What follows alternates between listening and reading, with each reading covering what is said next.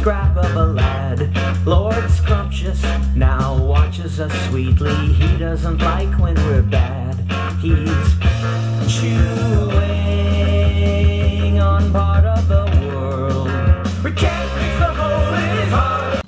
Hey guys, Michael here. Day number 4 of the 30-day TMAC 1959 challenge.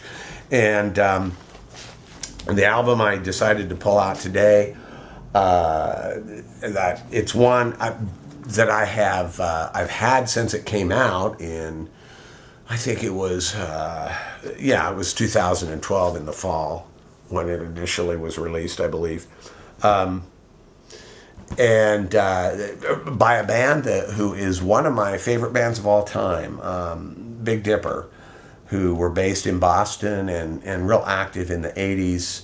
They issued 3 records on Homestead, and a few singles and this and that, and then signed with Epic, and that's an Epic tale that almost everybody knows if they were a Dipper fan. I'm sure they know and have heard.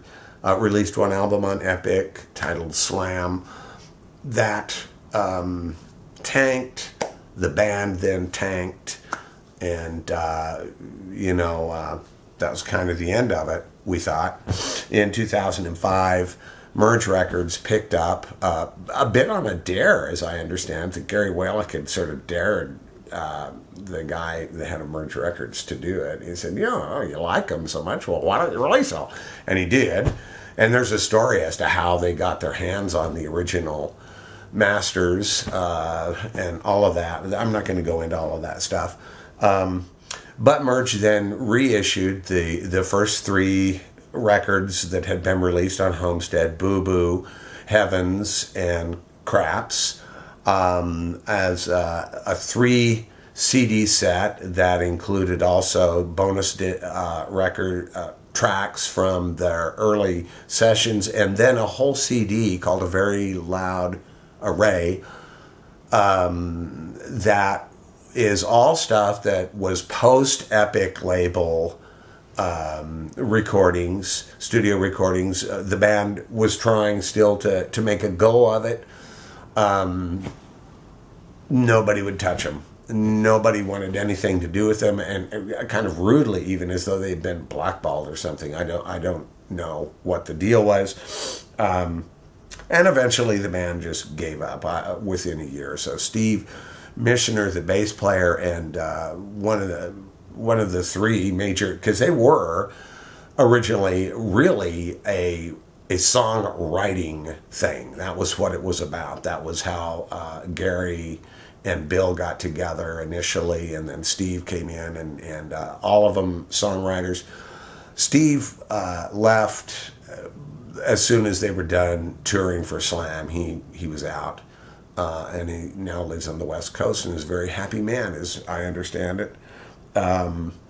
They kind of worked on for a while. They replaced him initially with Tom Brewitt, and then later with I think his name is John Styklunas, a bass player still of very well known in the Boston area. That kind of died. Bill then, did the thing with Saucer for a little while, and that just wasn't going, and so it kind of gave up until 2005 when everything got put out on Merge. The guys got back together, and I think maybe even Steve came around for just a little while, was able to come and play at a couple of shows, but it's been Tom Brewitt primarily since then. They did a couple of shows in support of, or celebration of, maybe the release of the Big Dipper Supercluster is the title of that Merge set, and they liked playing together again. And they'd all been kind of doing stuff, so they just kind of slowly, at their own pace, started recording again. And the end result of that, 22 years after their previous release, was this album. And it is an excellent album. It's just simply they capture quite handily that classic Big Dipper sound that they were so noted for, with the kind of dual attack guitars. Bill Gaufrier is one of the best rhythm players I've ever heard in rock and roll. He's great, and Gary Walick is a brilliant guitarist.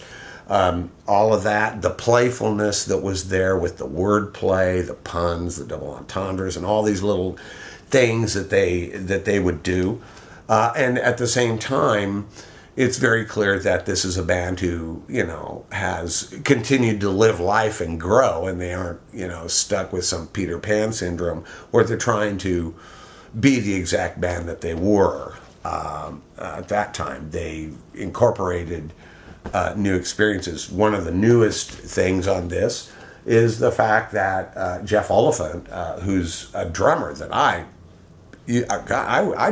was crazy about that guy when back in the 80s and stuff, because he was so snap on, but I never had any real idea that he really wrote or sang or anything like that. And he wrote two of the songs on here. One is probably the most classically Big Dipper sounding song, Forget the Chef, and the other one, Princess Warrior, is a great song that I honestly do not think 20 years ago the guys would have really had it in them to handle that topic so well. It's a song about Jeff's wife who is a cancer survivor, and the effect that it had on the whole family. And it's a wonderful song, and one that gets me because I've been through a similar experience, maybe partly. And every other song there on here is just great. Everything from like Pitbull Cruiser Blue, which I'm closing this thing out with, New Machine, very rock, kind of Lord Scrumptious, just one of those awesome little parable kind of things that Bill often does, and written by Bill Gaufrier. Hurricane Bill, another one, Happy New Year, which is certainly the most wistfully sad song that Big Dipper have ever written, as far as I'm concerned, and is a great song. They're all great. It's a great album. I've got 2 copies of it on vinyl and one on CD, which is signed by the band.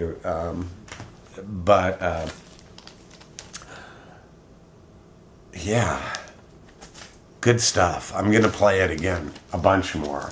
I'm setting up a little space down by my stereo, which is a distance away from my records, where I can put the stuff that I'm playing in heavier rotation, and this is going to be one of the first things that goes into it. Great band, great album.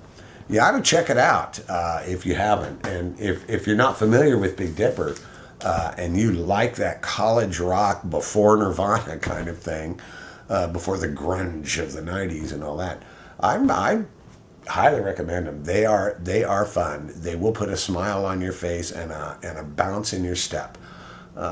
Always do for me anyway.